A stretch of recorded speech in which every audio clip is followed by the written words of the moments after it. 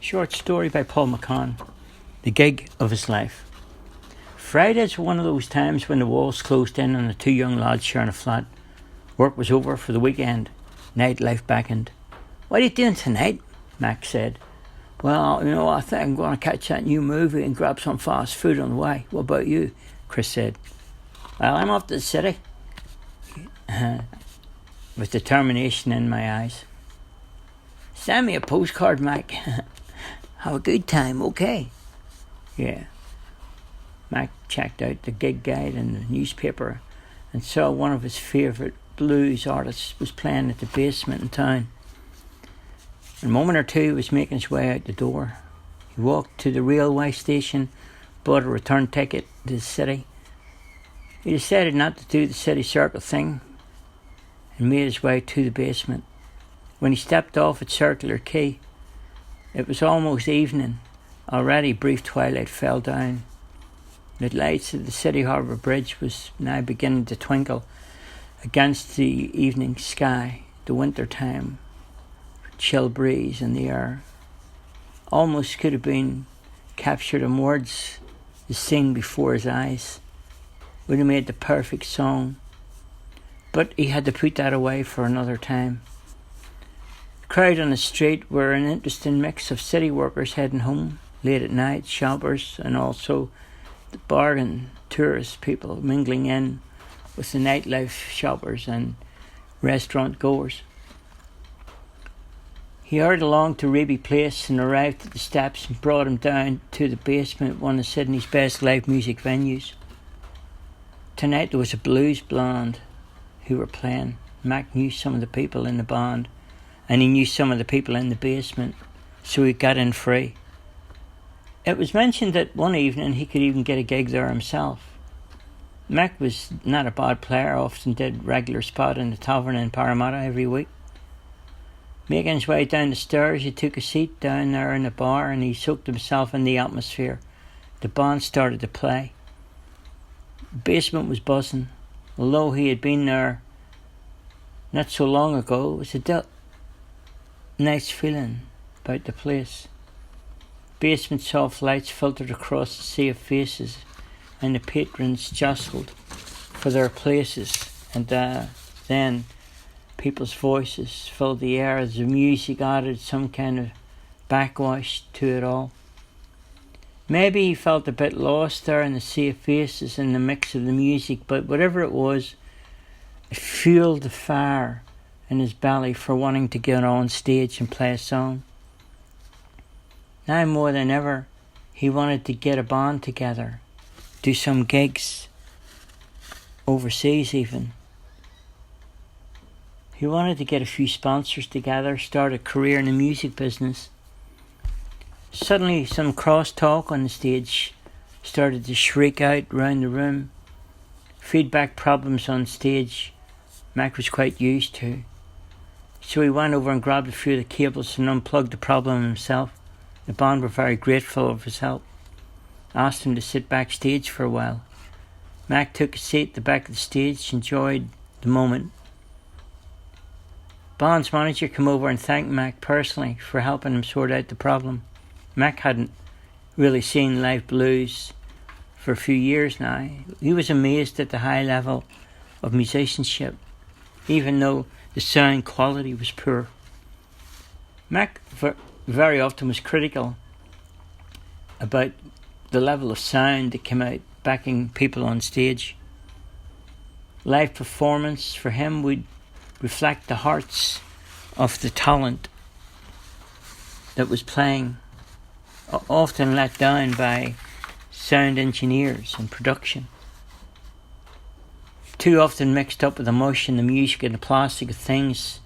Things get produced in recording studios over and over with dubs and mixing and arranging.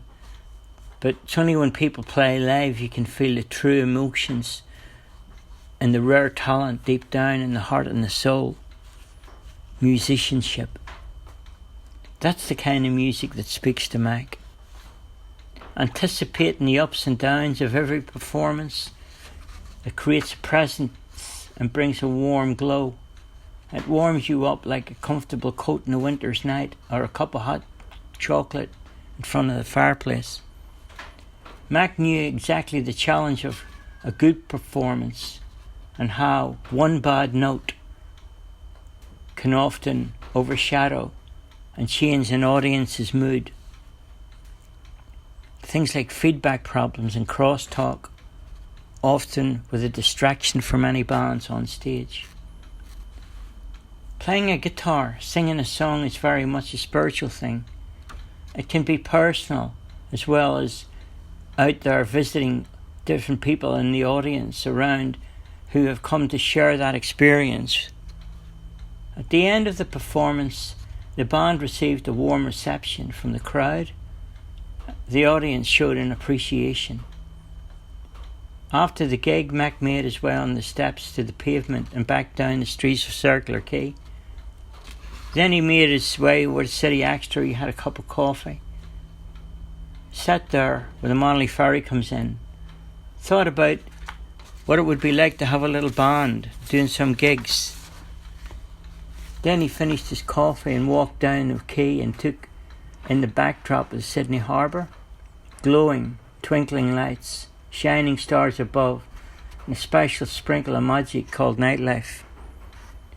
The pier was thick with people on an escape from their daily grind. There were buskers and flutes, playing guitars. There was even a guy out playing a saw and a fiddle. Some people were disputing the fact who owned the spot where they were busking. Mac had enough small change in his pocket for a bucket of hot chips, so he bought himself one before catching the train back to the western suburbs.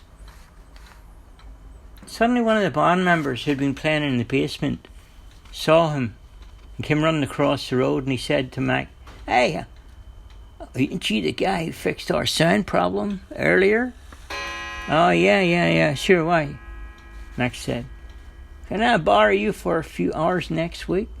We gotta do some recording on a new album. Maybe your sound skills would be handy to have around.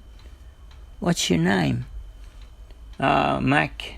I'm a muso too, huh?" Cool. So what do you reckon, Mac?" "Well, like my house kitty, is a bit low. I guess I'll say okay. What's your name?" "Some people just fall into luck, Destiny captures the moment." "Chuck, that's my name. Yeah. Hey, let's grab a taxi, huh? I want you to meet some of the boys in the band." So Mac ended up meeting the boys in the band, and he even did a few backup guitar tracks on the new album. He became a regular member of the band eventually. The new album, they called Blues Axe. It became a huge success. The band went on tour, secured a number 6 spot on the charts after its release.